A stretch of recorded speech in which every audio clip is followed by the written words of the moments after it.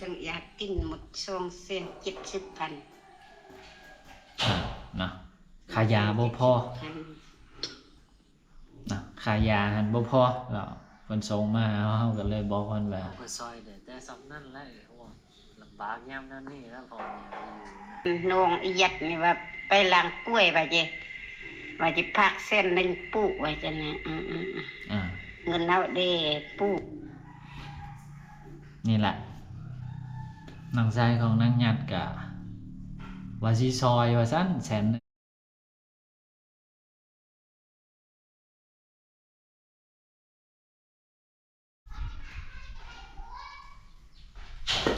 สบายดีและสวัสดีบรรดาพ่อแม่พี่น้องหมดสุภูทุกคนอีกตื่มเส้นเก่าเส้นเคยนะก็ประมาณมื้อวานมื้อซืนเนาะบ่าวดำเข้าไปหาลูกนางหยัดแล้วก็พอดีเก็บภาพบรรยากาศตอนไปหั่นแหละมาฟังมาตอนบรรดาพ่อแม่พี่น้องเนาะให้ได้เห็นบรรยากาศไปพร้อมๆกันนะก็เห็นมีบรรดาพ่อแม่พี่น้องเนาะหลายๆท่านก็ได้คอมเมนต์เข้ามาให้กำลังอกกำลังใจและบางท่านก็คอมเมนต์เข้ามาสอบถามว่าเป็นยังคือบุพาลูกของนางญาติท่านไปห้องหมอไปห้องพยาบาลเนาะคือมือนัดมือที่ห่วมโทรหาเบาดำเนาะเบาดำอยู่สวนพูนอยู่สวนยางเนาะสวนยางของเบาดำก็บ่ค่อยมีสัญญาณบัดมีบัดบ่มีก็เลยบ่ได้ล่มกันมื้อนั้นก็เบาดำกลับมาฮอดเทือนก็ประมาณ 3-4 โมงแลงเนาะก็จึงฮู้ข่าวว่าอีนหั่นบ่สบายเนาะแล้วก็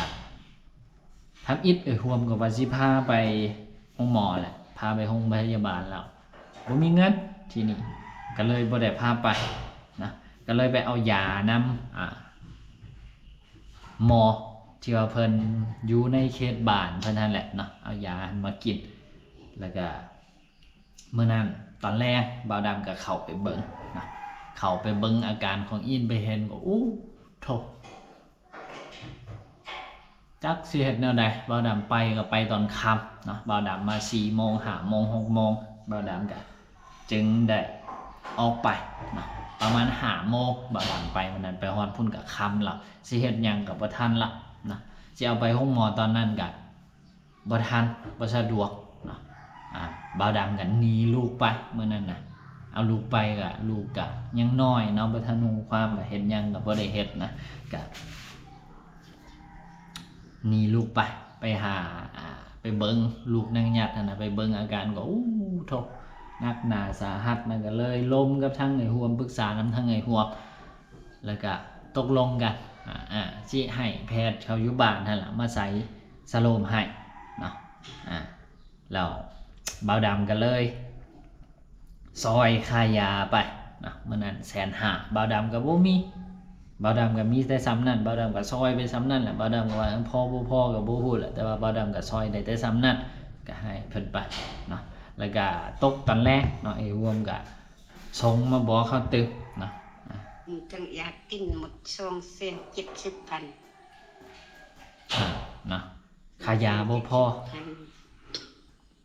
นะขายาหันบ่พอแล้วเพิ่นส่งมาเฮาก็เลยบอกเพิ่นว่าเพื่อซอยเด้อแต่สำนั่นแหละโอ้ลำบากยามนั้นนี่แล้วพอเนี่ยอยู่แล้วก็ยังดูบ่สบายบ่นั่นนี่แหละอู้เท่าตาเห็นดูเล็กน้อยเฮาสิอันหัดสิทู่อันน้องอียัดนี่ว่าไปล้างกล้วยว่าจิพักเส้นหนึงปลูกไว้จังนะเงินเอาเด้ปลูกนี่แหละน้องชายของนางหยัดก็ว่าสิซอยว่าซั่น100,000แต่ก็ว่าสิซอย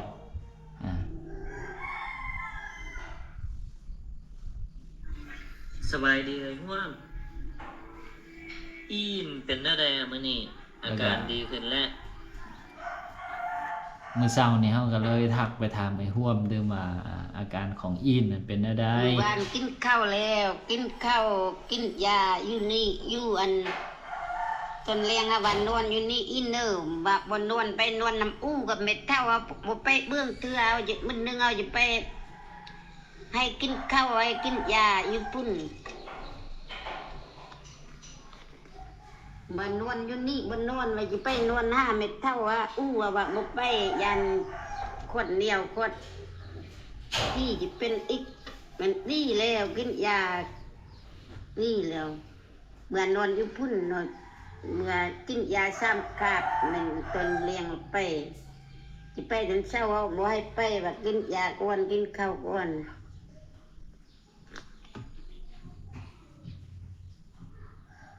อยู่เฮือนไปว่าอี แล้วก็ร่วมโทรมาเนาะตอนที่เพิ่นไปเบิ่งลูกนางยักษ์หั่นอยากให้เฮาเห็นว่าอาการของอีนหั่นตอนนี้เป็นแนวใดแต่เฮาบ่สะดวกเนาะสิรับสายตอนนั้นก็เลยบ่ได้ลงกับเพิ่นแล้วก็เราก็เลยบอกเพิ่นว่าประมาณเดียวมื้อนี้ละอีกจักหน่อยนะเฮาสิเข้าไปหาไปลิ้นน้ำไปเบิ่งอาการของอีนหั่นว่าเป็นแนวใดนะก็ตอนนี้เนาะ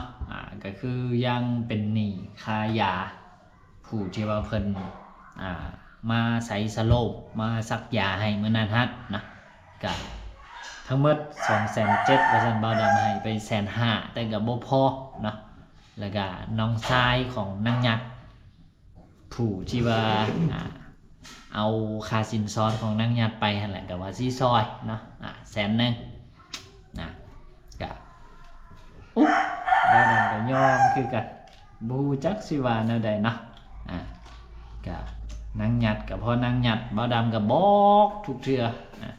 คันพอมีเงินมีคำก็ส่งมาให้ลูกเจ้าเด้ไว้ยามซื้อครบซื้อกินซื้อข้าวซื้อน้ำบัดยามบ่มีข้าวมีน้ำบ่มีแนวอยู่แนวกินนี่มันก็ลำบากกันนะเด็กน้อยคันว่าเป็นผู้ใหญ่นี่พ่อที่ว่าสิไปรับจ้างเฮ็ดเวียกเฮ็ดนั่นเฮ็ดนี่ได้เงินได้คำมาเลี้ยงปากเลี้ยงท้องตัวเองนั่นก็บ่ว่าเนาะอันนี้อีนก็น่าสิเท่าใดนึง6 7 8 ปีประมาณนั้นบ่นะก็5-6 ปีนี่บ่ก็เด็กน้อยซ้ำนั่นแม่บ่อยู่นำเฮือนสิอยู่ก็บ่มีข้าวสิกินก็บ่มีคนสิเบิ่งสิแยงก็บ่มี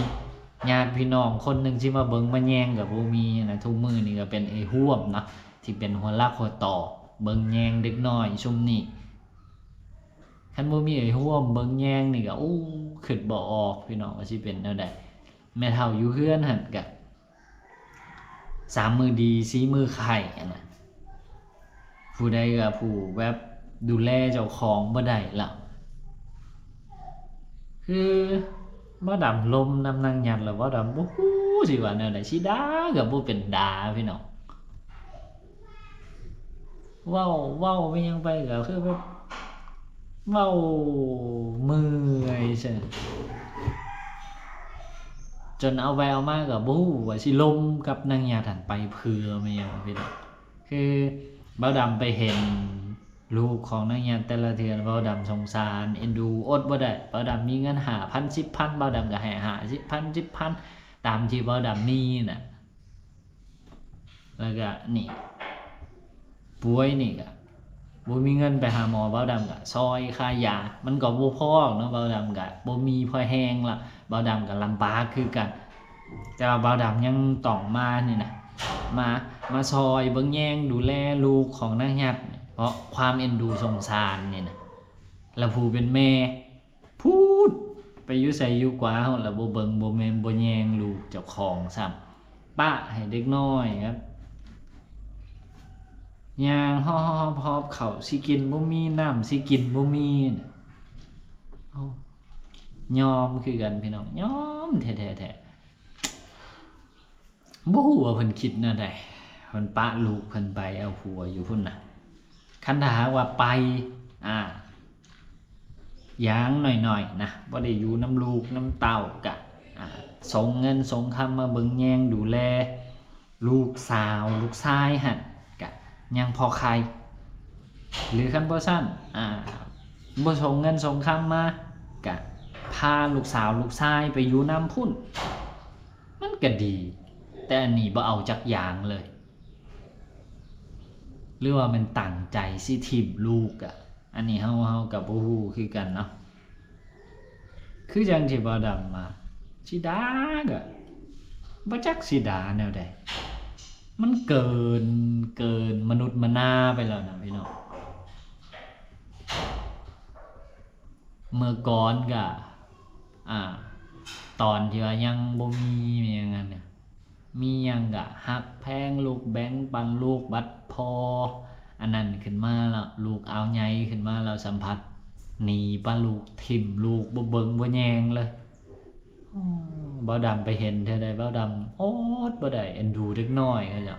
คือจังที่บ่ดำเอาไปเห็นเท่าใดเอ็นดูกับมี5,000บ่ดำก็ให้5,000มี10,000บ่ดำก็ให้10,000เท่าที่บ่ดำสิซอยเขาเจ้าได้นะเนาะสงสารเขาเจ้าเนาะตอนนี้ก็เอาใครนะโชคดีเนาะมีทางผู้ใหญ่ใจบุญเพิ่นแล้วเพิ่นเห็นแล้วเพิ่นก็เอ็นดูก็ส่งเงินมาให้นี่ล่ะเป็นค่ายกค่ายาเป็นค่าอยู่ค่ากินของอู่กับอีนนี่จำนวนหนึ่งเนาะทุกมื้อนี่นะคนที่ว่าเบิ่งแยงดูแลลูกสาวกับลูกชายของอู่ของอีนบ่แม่นผู้เป็นแม่เลยแม่นี่คือแบบบ่เฮ็ดเป็นหยังเลยซ้ำกับถิ่มลูกแท้ๆนี่มีแต่คำว่าแม่คำว่าเป็นแม่หั่นซื่อๆเป็นแม่เกิดแต่ว่าบ่ได้เฮ็ดเป็นหยังที่บ่งบอกถึงความเป็นแม่ที่ว่าสิเบิ่งสิแยงสิดูแลลูกสาวเลยสำหรับนางหยัดนี่โอ้โตผู้ที่ว่าเบิ่งแยงดูแลเนาะผู้ที่ว่าเป็นเฮือเป็นแห้งก็คือเท่าที่เฮาฮู้ก็คือทางห่วมนะผู้เป็นหัวรักหัวต่อเบิ่งแยงเอาคือเอาแค่ให้ข้าวให้น้ำกินส่วนผู้ที่ว่าแบบเป็นผู้ซอยเหลือค่าใช้จ่ายค่าหั่นค่านี่ต่างๆค่าเครื่องค่าของเครื่องนุ่งของบิงนะส่วนหลายก็คือเป็นทางผู้ใหญ่ใจบุญเนาะหลายท่านที่ว่าซอยเหลือกันเห็นแล้วก็เอ็นดูแล้วก็ส่งเงินส่งคำมาให้ซื้อเครื่องซื้อของซื้อชุดนักเรียนซื้อข้าวซื้อน้ำให้เป็นบางช่วงบางเวลาเนาะก็สิเป็นลักษณะนั้นหลายกว่าส่วนทางเบาดำแล้วก็ผู้ดอยเบาลี่ผู้อื่นๆก็เป็นผู้ที่ว่านำเครื่องของช่วยเหลือส่วนนั้นนะไปให้ผู้เป็นแม่คือแบบบ่มีสวนมีหยังเลยคือจังที่เบาดำว่าคันถ้าหากว่าไปอยู่พุ่นแม่บ่ได้อยู่นำก็ให้ส่งเงินส่งคำมาเบิ่งแยงดูแลลูกสาวลูกชายหั่นซะหรือถ้าหากว่ามันมีบ่พอสงสิเอาลูกสาวกับลูกชายอยู่พี่ไปอยู่นำพุ่นพอเฮ็ดแม่ยังกินก็มีแม่ยังก็กินนำกันบ่มีแม่ยังก็อดนำกันจิน่ะก็ยังใครพี่น้องอันนี้เด็กน้อยผู้ใดก็ผู้ยังน้อยเฮ็ดเวียกเฮ็ดการบ่ได้อายุเพียงแต่ผู้ใหญ่8ปี9ปีผู้น้อย5ปี6ปีมาปะถิ่มปะควางให้อยู่จังซั่นผู้เดียวเฮือนอยู่กับเพกับพังทุกมือล่ะกับป้าให้อยู่จังซั่นคือแบบบ่เอ็นดูบ่สงสารลูกเลยคืออย่างที่บ่ดำว่าตาบ่ดำกับบ่ฮู้สิดานะได้บ่ฮู้สิหาคำใดมาเปรียบมาเทียบมาด่านะด่ากันไปก็สิเท่านั้นสิฟังบ่ม่วนซื่อๆก็บ่ดำกันเลยเพราะว่าทางฮอตบอลบ่อยากลมนำนางหยักเพิ่นน่ะพี่น้องเนาะก็ประมาณนี้เนาะสำหรับ EP นี้ก็เหลือเกินโพดพี่น้องนางหยักนี่โอ้โตก็อีกจังหน่อยเนาะเฮาก็สิลองติดต่อทางไอ้หัวว่ามีหยังที่จำเป็นต้องใช้ต้องซอยบ่สำหรับลูกสาวลูกชายของนางหยักหันเฮาก็สิหาซื้อหันซื้อนี่ไปให้เพิ่นเนาะก็แล้วก็สิไปเบิ่งอาการของลูกนางหยักหันตึบว่าเป็นอะไรคันทางว่าอาการบ่ดีขึ้นเนาะบ่าวดำก็สิพาไปห้องหมอตึบเนาะคันถามว่าอาการดีขึ้นแล้วก็อาจจะอยู่รักษาตัวเบิ่งอาการไปก่อนเนาะก็ประมาณนั้นสำหรับ EP นี้ก็ต้องขอบขอบใจเนาะขอบคุญขอบคุณนำทางผู้ใหญ่ใจบุญเพิ่นที่ว่าส่งเงินส่งคำมาให้นะไปดูแล ลูกสาวกับลูกชายของนางหยัดที่ว่าบ่สบายอยู่ในช่วงนี้นี่เนาะก็ขอให้เพิ่นอยู่ดีมีแรงนะบ่ว่าสิคิดอันใดปรารถนาอันใดก็ขอให้ได้สมดังความคิดความปรารถนาทุกประการนอนหลับก็ขอให้ได้เงินหมื่นนอนตื่นก็ขอให้ได้เงินแสนเนาะแบนมือก็ขอให้ได้เงินล้านเนาะพี่น้องเนาะสาธุเจริญรุ่งเรืองยิ่งๆขึ้นไปเด้อเนาะก็สำหรับ EP นี้ขอตัวลาไปแล้วเด้อพี่น้องไว้พบกันใหม่ใน EP ต่อไปสบายดี